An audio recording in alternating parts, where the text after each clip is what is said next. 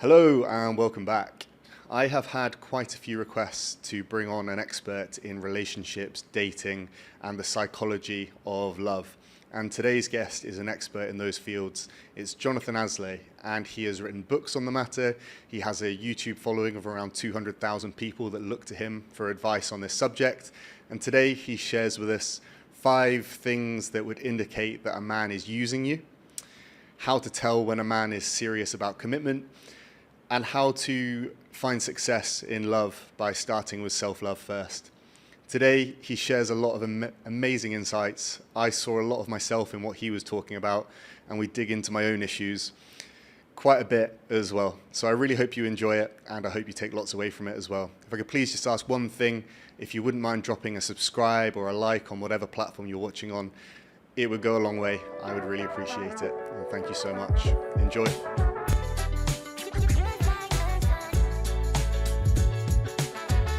Hey Jonathon, and thank you so much for joining me. As I was just mentioning to you before, I actively sought you out because your book on self-love and also your coaching on relationships is something I think that my audience are going to find extremely interesting. So would you mind just giving us a brief overview of your background and what led you to create this book and specialize on relationships? Sure. Well, and thank you for having me, Thomas. I'm honored to be part of your podcast. My story was after turning 40 and going through a divorce almost 2 decades ago, I found myself out in the dating marketplace, and online dating was just starting to take place. And over the course of a year, I found myself addicted to online dating. I was addicted to talking to women, hearing their stories, sharing their experience, predominantly a divorced demographic that I was dealing with, that I was talking with. And pretty soon, women just used to seek me out for advice. I was in the insurance industry before this, but I found a knack helping women give advice to women about men who are going through divorce, the emotional effects of divorce, all the, alimony, child support, visitation rights. And then I began studying relationships. There's tons of books behind me. I've read them all. I've done over 3,000 hours of personal development workshops and trainings. I've done the Hoffman process, all these kind of things. So, and then I started to help women on a broader scale understand the men that they were in relationships. So it goes beyond just dating and relationships. Where my book was birthed after my 19-year-old son died in an accident. And in my grief, I really dug deep into ask myself, what's the meaning of life, and all of these questions, one of which is, who am I? Why am I here? And self-love just kept popping up over and over again. And I found that anytime I felt a disconnect emotionally, it's because I wasn't loving on myself. And we don't mean, I don't mean self-love is getting manicures and pedicures, for women, and weightlifting for guys, so to speak. That's self-care. I'm talking about on an emotional level. And the book was birthed through him. And now it's kind of the platform of what I coach on, because Thomas, dating and relationship triggers the number one emotional health issue is I'm not good enough, I'm not lovable, and I'm not likable. And nothing triggers that more than dating and relationships. So I'm here to encourage personal development, self-help, and spiritual work as an antidote to emotional suffering. So where you're coming from with this, correct me if I'm wrong, is that to start seeing some success in the dating scene, you need to start with yourself. Absolutely. There's a saying, you can't love another until you love yourself. Here's the thing about self-love. It's an ongoing process. You never fill the cup up fully. The most important thing is that you're filling the cup up and you're not operating from a depleted cup. And how would you recommend someone starts with analyzing themselves to see if they are filling the cup? Because it can be quite hard to notice when you're in that moment yourself, right? Yeah, that's a great question. So when I think of self-love, one of the things that comes up for me is something I call know thyself, know thyself. And if you're a person, and since we're speaking about relationships, if you will, First, if we don't understand the mechanics to a healthy, happy relationship, if we don't even understand how a healthy, happy relationship works, we're going to go in it, trying to figure out physics and never went to a geometry class or a algebra class or that sort of thing. So first is understanding relationships. In fact, there's a great book, the title says The 7 Principles for Making Marriage Work by John Gottman. Just replace the word marriage with relationship. And this will give you some understanding of how a relationship works. And so one is, I say, part of the self-love practice is understand how a relationship works, because as Esther Perel says, happiness is predicated by your relationships. Excuse me, I butchered that quote a little bit, but the quality of your life is going to be based on the quality of your relationships. So one is understanding the mechanics of a relationship. The other thing is to learn something known as love attachment style. We all human beings bond and attach to another human being in oftentimes insecure ways. So there's a great book. The book is here. Excuse me. It's called Attached by Amir Levine and Rachel Heller. So when you learn and understand your attachment style, and you learn how someone else's attachment style might show up for them, you're entering into the process probably more aware than 90% of the population, or let's make it even a 95% of the population. Another facet of self-love is knowing your triggers. Like, what triggers you? What makes you overreact? What makes you get defensive? What makes you feel insecure? And from an introspective place, look inward, instead of what most people do is they point the fingers. It's his fault, it's her fault, it's her fault, it's his fault. Most human beings blame the other person, and then what's the definition of insanity? Doing the same thing over and over again, expecting different results, and it's always the other person's fault. Self-love is looking in the mirror and saying, I'm responsible for everything in my life. How can I do things differently going forward? 100%. Taking accountability, I think, is the first step. When you understand the love languages or the attachment styles, is it then easy to understand and notice them in other people and then manage those relationships accordingly? Or is it only something that you can know about yourself? That's a great question. And you mentioned something I didn't talk about. By the way, you can see I reach for book after book. So you mentioned the love languages, the 5 love languages by Gary Chapman, excuse me. So understanding how you give and receive love, and when you really embody it, then you can pay attention to how someone else gives and receives love. So what we're kind of now talking about is one human being who's investing in themselves to become self-aware, right? Now imagine you're talking to someone who's completely unconscious to all of these things, and they've done no real work to heal from and I didn't even get into childhood wounds and adult traumas, and actually healing from your past relationships and your childhood experiences. When you have one person who's done the work, the minute they butt up against someone who hasn't done the work, it's going to feel lopsided in the dynamic. People who have done the inner work, whether it's a man or a woman, it's not a gender-based approach.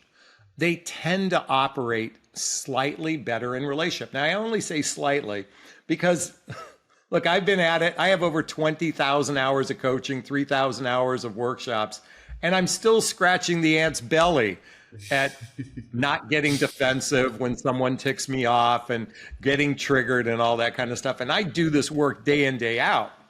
So, but I would say most people that begin to do the work start to learn another facet of a relationship. And though the title of the book says nonviolent communication, it should have been titled compassionate communication. And what this is, learning how to express your needs to another person in a way that can be seen, heard, and understood. Amazing. How many attachment styles are there? Okay, so the way I studied attachment styles, there's secure and insecure. Okay. Within insecure, there's variations. There's known as anxious attachment and avoidant attachment. And within avoidant, there is fearful avoidant, and then there's dismissive avoidant. We're getting granular to some of these. I think understanding my simple way of looking at attachment style, anxious people tend to be needy, and avoidant tend to resist someone's neediness. So that's my Cliff Note version of sharing that. What I have known with avoidance, though, is they tend to not be very emotionally expressive after the initial chemical phase of lust and limerence. As soon as we've gotten a little past lust and limerence, avoidants tend to be not very emotionally expressive. They tend to be labeled emotionally unavailable, emotionally constipated, emotionally stifled. These are just some of the phrases used for avoidance. And of anxious people, anxious are like the dog that's wagging their tail all around. Give me love, give me love, give me love, give me love. They're constantly seeking affection. And what the anxious person needs to do is take a step back, and the avoidant person needs to take a step forward. But if you're unaware of your attachment styles, you're going to be butting heads, because oftentimes anxious people attract avoidance and avoidance attract anxious people. Is that a bad fit? Would they better off being an anxious with an anxious and an avoidant with an avoidant? Or if you get to avoidance, do they just avoid each other? I've jokingly said I'd rather, I have an anxious attachment style, but I'd like to think I'm leaning closer to secure than ever before. But I jokingly say I'd rather have another anxious person, because at least they fight for the relationship more than avoidant.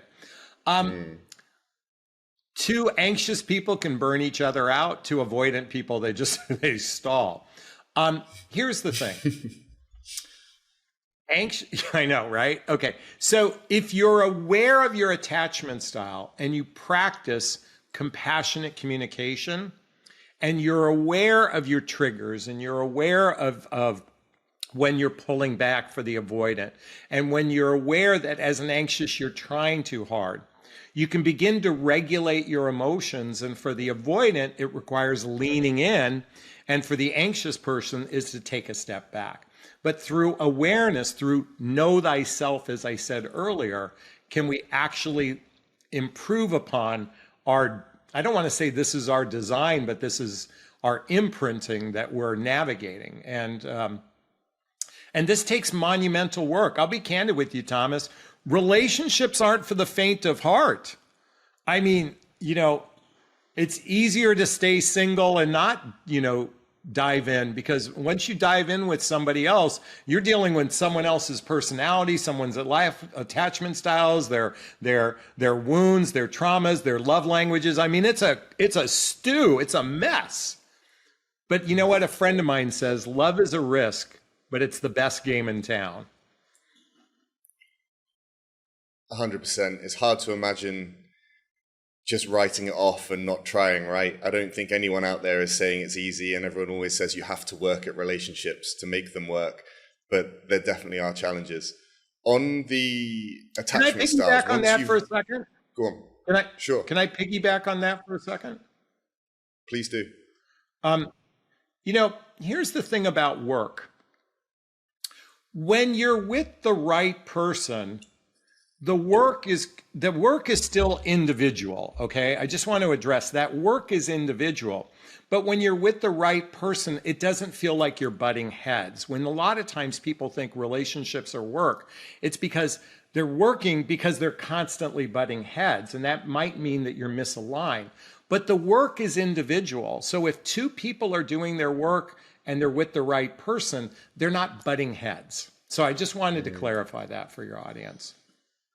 I like that. So it's two separate pieces of self-work, but you're both heading in the same direction. Very well said. I like it. Okay, so once you've realized your attachment style, is that something that is permanent or semi-permanent, or is it completely plastic and you can mold it into whatever you want it to be? I think this is a really excellent question. I don't know if, I don't even know if they've studied it enough to know the shifts that I believe that actually occur. I think someone could be born with an anxious attack, not born, excuse me, imprinted. Usually the imprinting of your love attachment styles begins somewhere between, the pre-early years up until about age 7, some say age 12. I think someone could be anxious at a young age, through their adulthood, have a traumatic event and possibly switch their attachment style.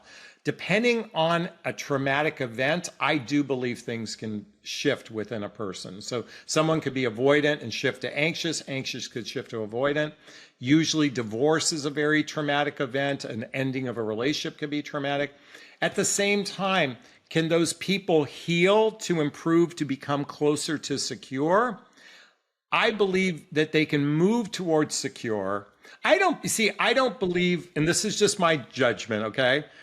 I don't believe secure exists. I think it's like getting close to the line, but you never get there. I think it's like geometry or, that slope and line type of thing. But they're so close enough that they call themselves secure. I believe you can move closer to secure with enough self-awareness. I like it. It's a spectrum. With the genders, are men or women likely to be more avoidant or anxious, or is it completely gender neutral? I've asked this question of, people that are therapists and such like that. And this is my perception on this. Oftentimes, young boys are taught to stuff their emotions. We're told to man up, stuff our emotions. Violence equals masculinity. And certainly I'm a tail end baby boomer, right on the cusp of Gen X. And that was the narrative. And I do believe that on some level that probably created a lot more avoidant attachment styles from our imprinting and our socializations. Now, I don't say that as a statement of fact, that's just my hypothesis. I would venture to say that there are probably more avoidants that are men and more anxious that are women. But, if I said 51-49, and again, I don't know the numbers, I think what's most important is to recognize how you as an individual operate. And let me tell you something, Thomas, I'm an anxious person, so I tend to attract avoidant women.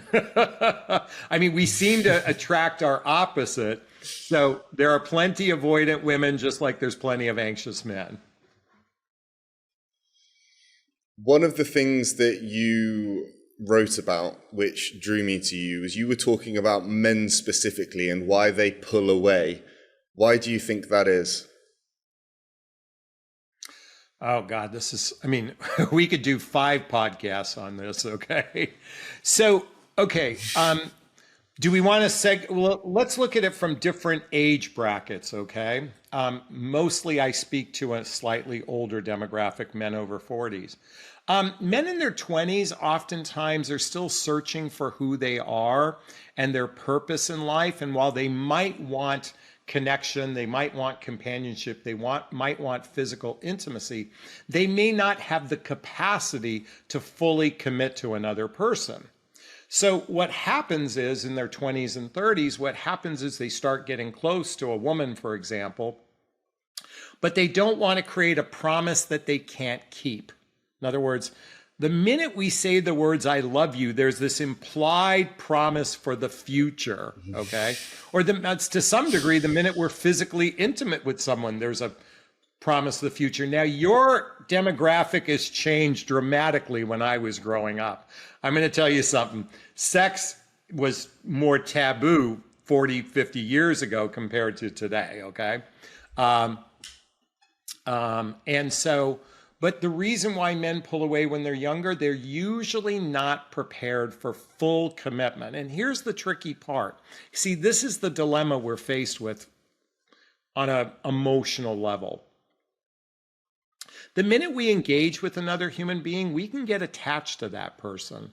So even a short-lived relationship, even a short-lived experience, you could get attached to another person, and when that relationship ends, and God forbid it ends with infidelity or ghosting or some sort of betrayal instead of a conscious uncoupling, that ending leaves an imprint not too unlike death. I'm not making the same comparison, and folks, I lost a child, so I'm definitely not making the same comparison.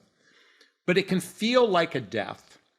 And that effectively wears on our heart. So if you've had too many experiences and they've ended and ended and ended, it makes us gun shy. That's one component that happens to a lot of men and women. And women pull away just as much as men to some degree.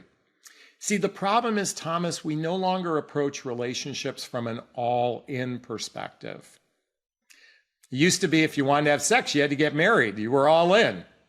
Now you can test drive a car. You can go to a used car. You can go to a used car lot and test drive a car. You can lease a car. You can lease option to buy. Like there's all the, which is known as hooking up, which is known as situationships, known as casual relationships.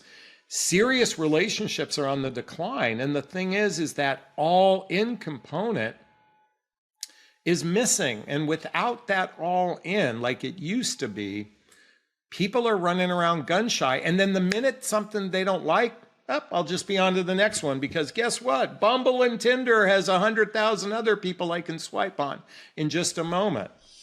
And so there's something known as the paradox of choice, this belief that, hey, if I can pull away from this person because there's someone else around the corner. We have the illusion of infinite options, which has been exacerbated by dating apps. And I know exactly what you're saying, and I relate to quite a lot of what you're talking about. One of the things that I'd like you to touch on a bit deeper is you mentioned commitment issues.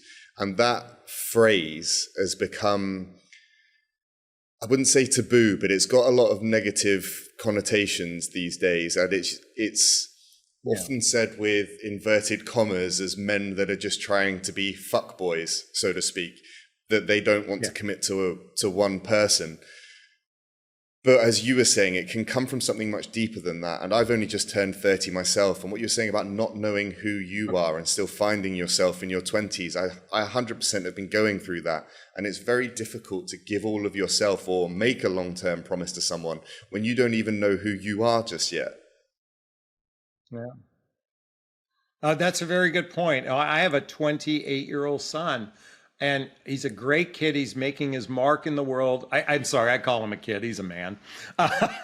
Sure. But he's making a mark in the world, but he's still defining his place in the world. And while as a parent, I'd like him to have a person in his life, it's hard to make a solid commitment with someone, because ultimately when you commit to someone, you're effectively saying, I'm going to take care of you. Now, we have to look at it. When I say the words, I take care of you, this isn't necessarily always financially, okay? Because today, at least here in the United States, it takes two incomes to make a relationship work. I mean, it's naive to think if you're a woman, I'll just go get that six-figure guy who's 6 foot tall and so forth and so on. Well, less than 80% of the population here in the United States makes six figures, and less than 15% of men are over 6 feet tall for those TikTok videos that talk about that.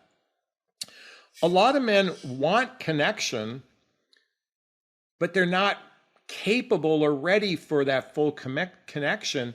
And I think now what's happening for some men who may not be fully ready, they meet a woman who's kind of at the same watermark, and they go, okay, let's do this together as a team. I can't do it 100%.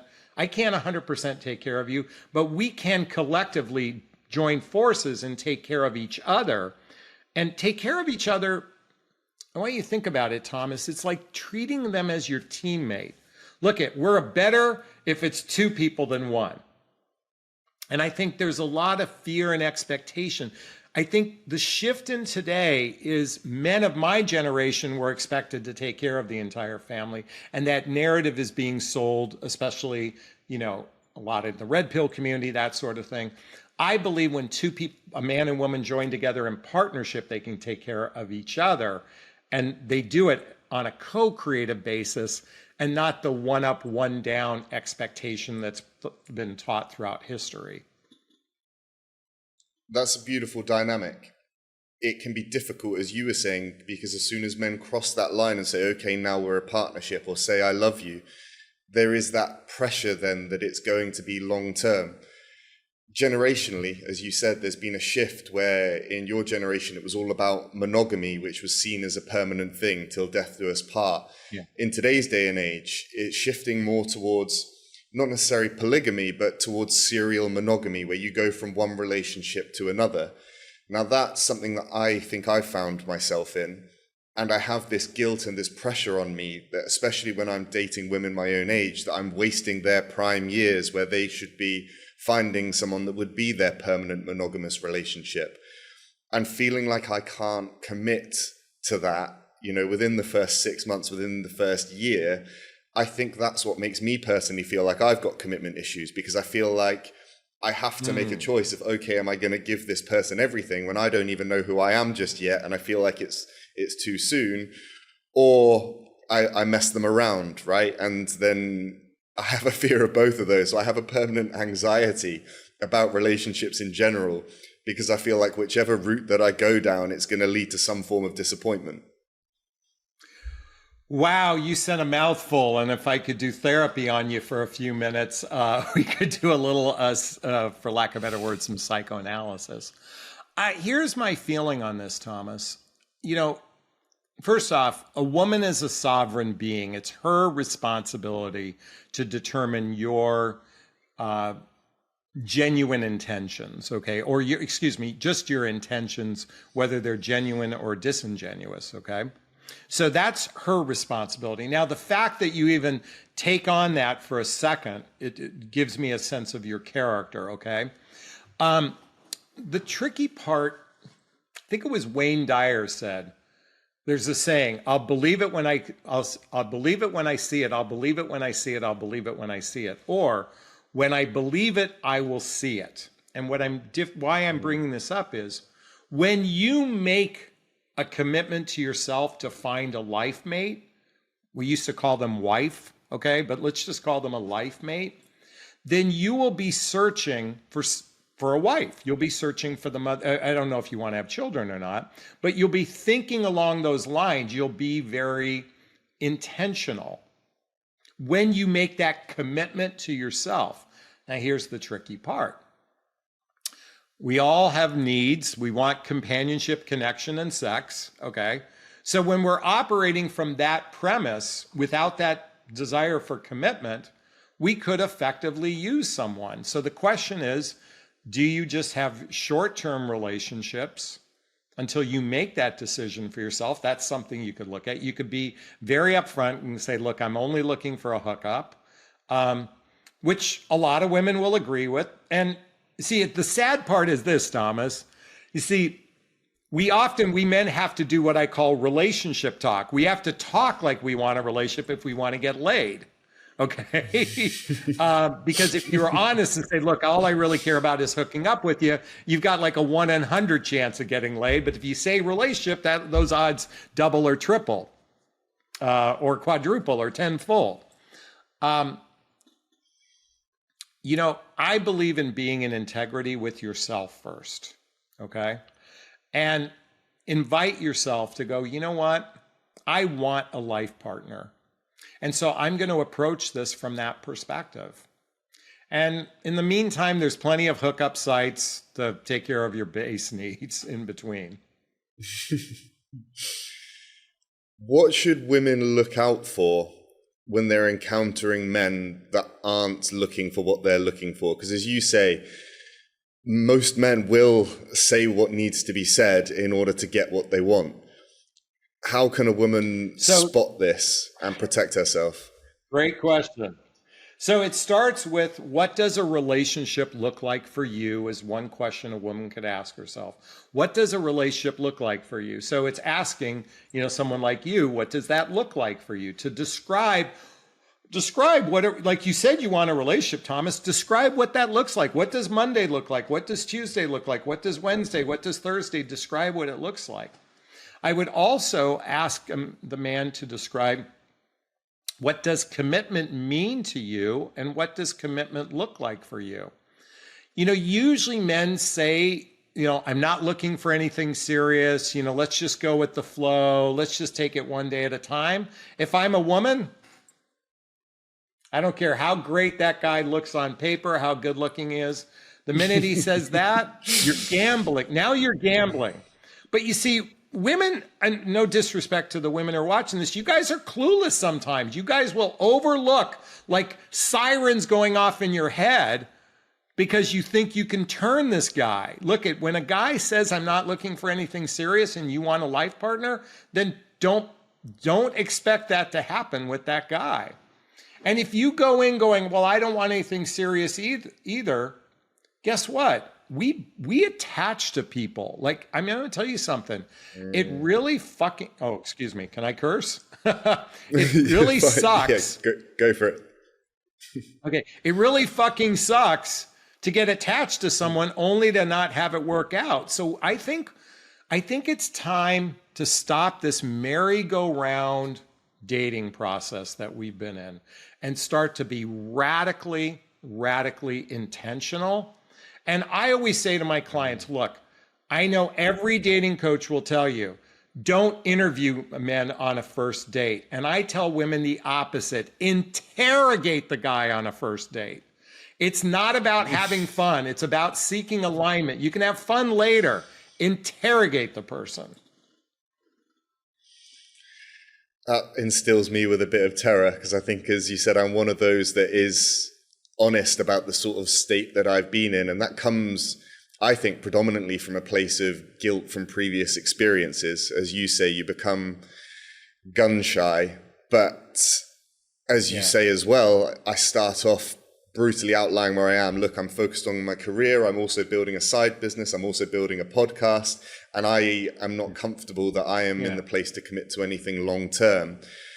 And even though I have those intentions and I make them clear from the outset, because I'm also not looking for serial one night stands. It's a case of I want the comfort and I want the perks of a relationship without the fear of letting the person down. But there is that pair bonding, and you can't stop that. It's chemical. If you sleep with someone multiple times and you start having sleepovers, cuddling in bed, there is going to be a chemical pair bonding and hormones that release after sex that make you feel like you want to protect that person, right? And even though then verbally you've made everything perfectly clear, they feel like your intentions have changed. And you even question if your intentions have changed. But as you say, if from the outset you're saying this, it's unlikely that these are going to be changed by someone, no matter how determined they are. And I'm not saying never, but I'm sure you could probably be able to have a better guess of the percentage of women that are actually able to turn men that start out with these premonitions on how they want it to go. So I want you to think of this for a moment. You're dating my daughter, okay? You're dating my daughter, okay?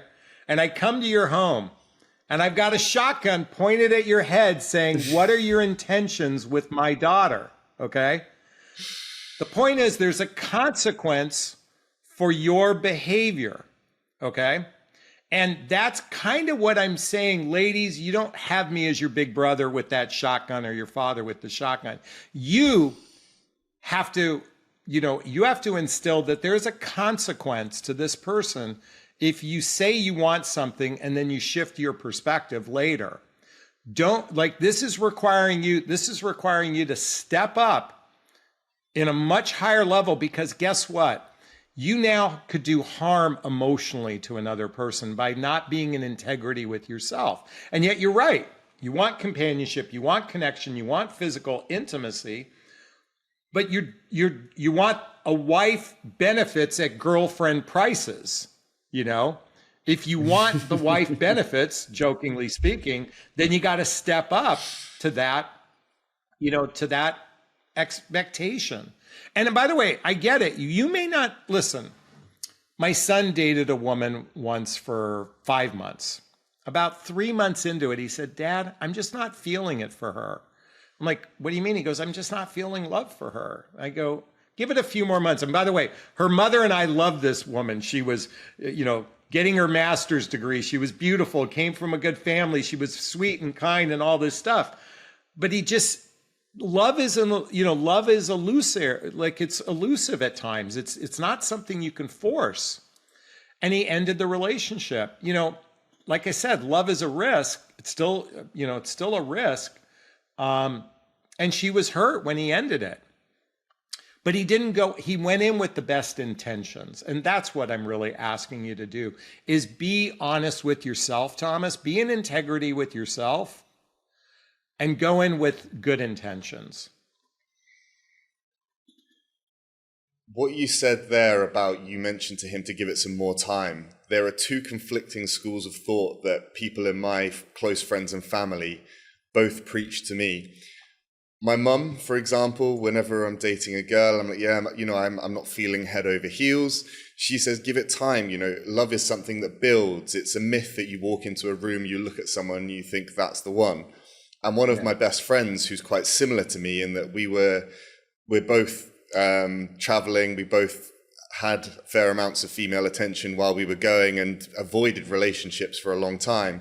He's now settled down with a kid.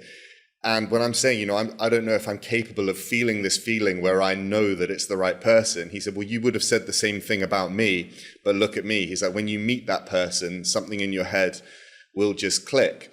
So I don't know if I should be expecting to meet someone and automatically feel like this could be it, or if my mum's right and it's something that builds.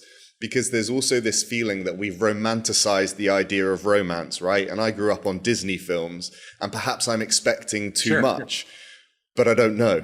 I don't know if it's me that's not capable of it, right? So I'm going to share with you. I selfishly wanted my son to give it a little more time because we like this young woman. I'm going to be candid with you. I was selfish. I understand what he was feeling. I would venture, I think Mark Manson said, who wrote the book, The Subtle Art of Not Giving a Fuck, he said, if it isn't a fuck yes, it's a hell no. Most of the time, within a very short period of time, the tricky part is the difference between lust and limerence, okay? Where, look, we're so driven biologically to mate that we could confuse lust and limerence. But after post-nut clarity, if you still have that's if you've had physical intimacy with them, you still feel a strong desire to be close to them, that's probably a good sign, from that perspective. But I would say within 3 months, you should have a pretty solid knowing if you feel like you want to progress forward or not. And out of courtesy, if you don't feel like this person, is someone you could progress forward, then out of respect for them, end it. Because I look at the first 90 days like we look at jobs right now. It's the probationary period. And it's the price of admission, unfortunately, okay? It's the price of admission is getting attached. But we can detach a lot easier if it's 3 months. It's so much harder to detach after a year, 2 years, 5 years, 10 years, believe me. And there's a lot of men who are assholes in this way. They will stay because it suits their needs from a selfish perspective, out of courtesy. If you don't feel like this is someone you could go the distance with in 90 days, out of respect for them, end it, because it's a lot easier to move on. Have you heard of the region beta paradox? No, tell me. So the region beta paradox, I'm stealing this from the Modern Wisdom podcast with Chris Williamson. But the region beta is Chris this Williams, area in which you're in where your life isn't actually that bad, or this situation isn't that bad, and you would actually be better off if you were worse off. To put it in an example, you're in a job where your boss isn't that much of an asshole and it's okay, but you haven't got the progression, but you're comfortable enough, and you can be in a relationship where it's not the right one, but she looks after me, she cooks me nice food, it saves me having to pay all the bills myself, so you end up there. He doesn't beat me in the relationship, so I stay. But perhaps you would be better off in that situation if he did cross that line, so that she could then, use that as an excuse to go on and find someone that was a better fit. And I think a lot of people in relationships get stuck in that region beta, where it's not that bad that they have to do something about it, but they know it's not offering them full fulfillment. And perhaps they'd be worse off if the guy better off if the guy did cheat, or if he did put a hand on her or something, because it would then give her that ticket to move on and get rid of something that they know isn't right for them. I'm embarrassed to say this, but I was in a relationship like that, and there was this, I'm really embarrassed to say this. I was like, there was a part of me that wished she'd die in a car accident because I was too afraid to leave, but at least it would end the relationship without the gut-wrenching aspect of someone breaking up with one another. And I'm saying I had a fantasy of that because it wasn't bad enough to leave, but it wasn't right enough to stay. And we had a back and forth relationship for years. And the thing I've also learned in life is every life experience, if we look at it from a spiritual perspective, from a growth perspective, is honing us. It's sharpening our edge. It's like sandpaper smoothing out the rough edges. Ideally, what's most important is learning to be in integrity with yourself, know thyself, love thyself, all these things. It's most important that you invest in yourself. The minute you engage with another human being, be in integrity with that person. That requires having the difficult conversations. That requires being mindful of what's the purpose of this relationship. I think if more couples just sat and go, what's the purpose of this relationship? And read the book, for example, The 7 Principles of Making a Marriage Work. And by the way, we can take out the word marriage, right? And replace it with relationship. And understand the mechanics of a relationship, the purpose of a relationship. And there's another great book written by my friend Catherine Woodward Thomas called Conscious Uncoupling.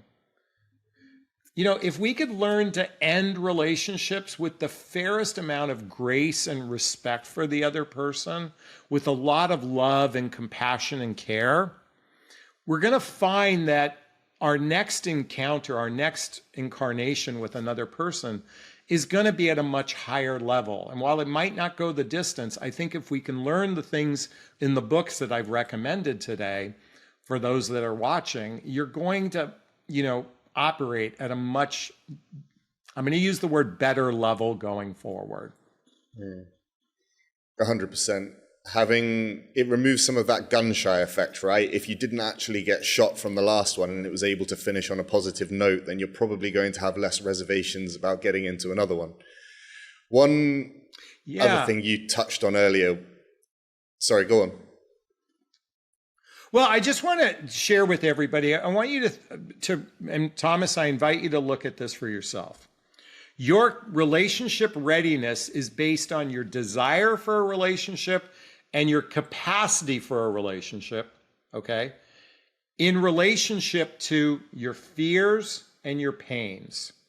There is probably a childhood wound within you that hasn't been addressed fully. And that's what creates fear for you. And any pain that you experienced in life, whether it's a relationship, whether it's social and friendships or whatever, and when your desire and capacity exceeds those fears and pain, you're ready. My invitation for you is there's probably a fear or pain that you could, wouldn't take that much long, to figure it out. And if you address that, you have a greater chance of that desire and capacity exceeding it. I definitely do have some self-work to do on that. And I've known it for a long time. I know there's some things that need to be dug up and need to be addressed. I've been putting it off because I've been so focused on getting my career where I wanted it to be that I told myself, okay, once I've reached my own definition of financial freedom, then I would start working on that. But I know that the two don't have to be mutually exclusive. And the longer that I avoid it, the more. Go on. Actually, if you do the work, your professional life will grow tenfold. Okay, maybe not tenfold, but I promise you, it'll grow. It'll grow. If you did that, it'll grow the other piece. Of course, because business is about relationships as well, right? So understanding yourself will enable you to have healthier relationships, not just romantically, but across the board. Exactly. Jonathan, I wanted to pull you to something that I got from one of your writings. You've mentioned there are 5 signs that a man is serious about commitment. What are they? What should women look out for? So I think first and foremost, I said this earlier, is that they're intentional about a serious commitment. Like, they say, look, I would like to get married. I'd like a serious relationship. I mean, they lead with that, okay? Now, I recognize within your age demographic, that might seem like a slim number out there, but there are men who genuinely want a life partner. So pay attention to that. That's one great sign. Certainly his actions matching his words consistently. In other words, if he says he's going to call, he's going to call. If he can't call, he checks in and says he can't call, as an example. His actions consistently match his words. Now, something every woman and man should be paying attention to are people who live in victim consciousness or victor consciousness. See, sadly, at least here in the United States, most human beings are suckling on the nipple of victim consciousness.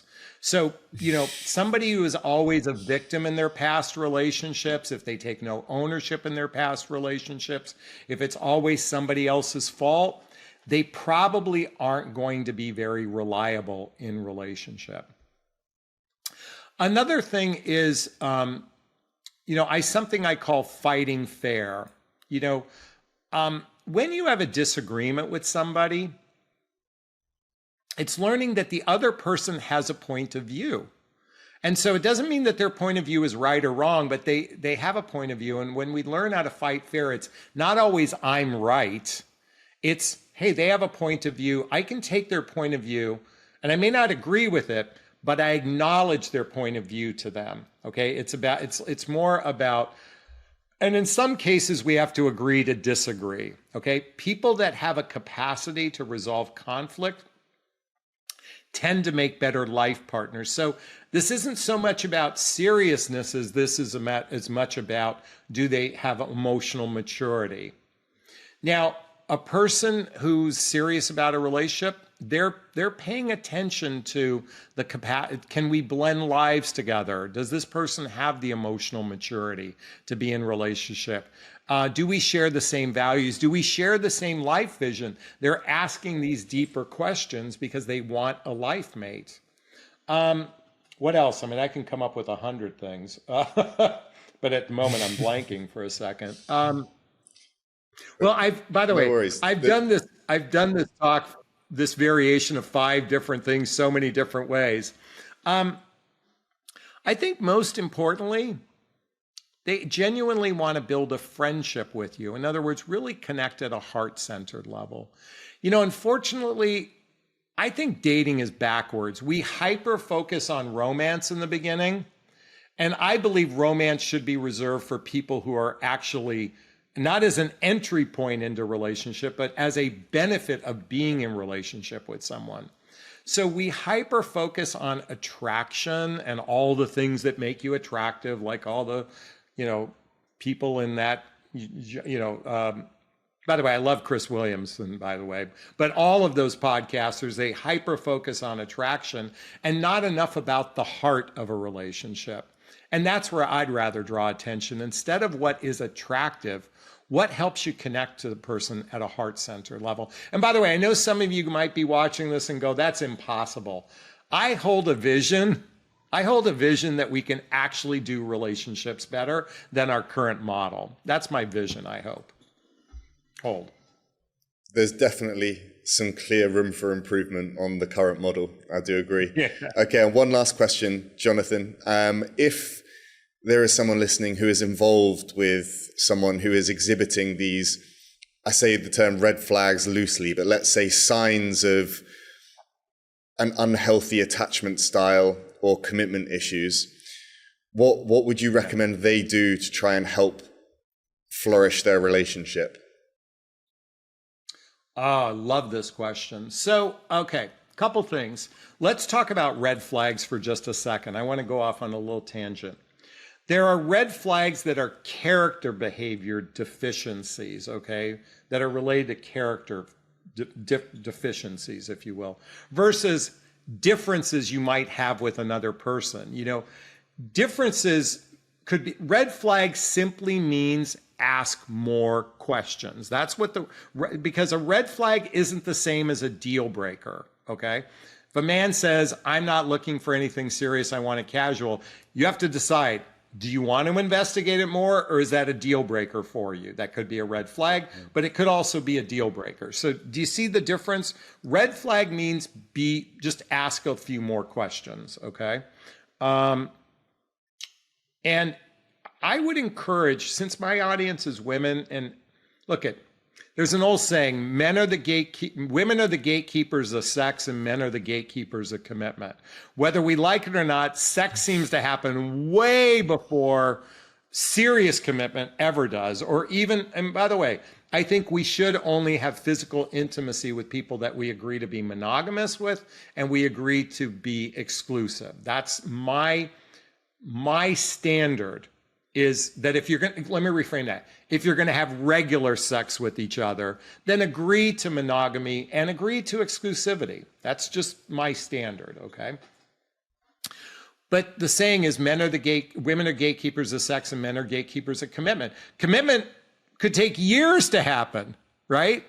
Like, you know, men are the ones who usually define the commitment. Like, it's very rare that a woman asks a man to marry him, right? You know, I mean, it does happen, but it's very rare. Usually women are always waiting for the man to make some level of commitment. And I'm here to say, ladies, start talking about commitment as soon as possible.